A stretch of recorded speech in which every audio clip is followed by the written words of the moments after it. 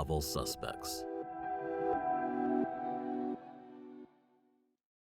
My name is Michaela Wrong. I'm a British author. I'm based in London.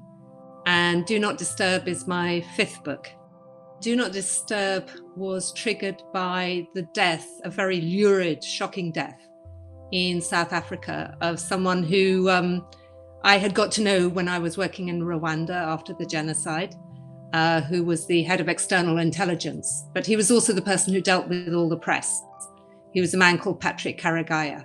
He was someone who'd been very, very close to the President Paul Kagame, had actually gone to school with him. They were good friends, and then become more and more disillusioned despite being the head of external intelligence, and ended up fleeing the country and going into exile in South Africa, setting up an opposition party, and therefore became the bête noire of the regime back in Rwanda. And then very suddenly one day, he went up to a hotel room to see a friend in the Michelangelo Hotel in Johannesburg, and never came out, and was strangled there by some agents sent by the Rwandan government.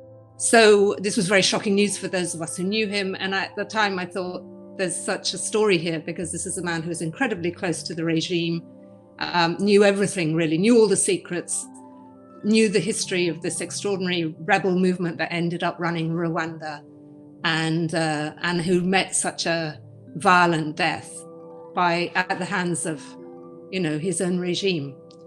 So it took me 4 years, nearly 5 in the end, to research it and write it up, and this is the result.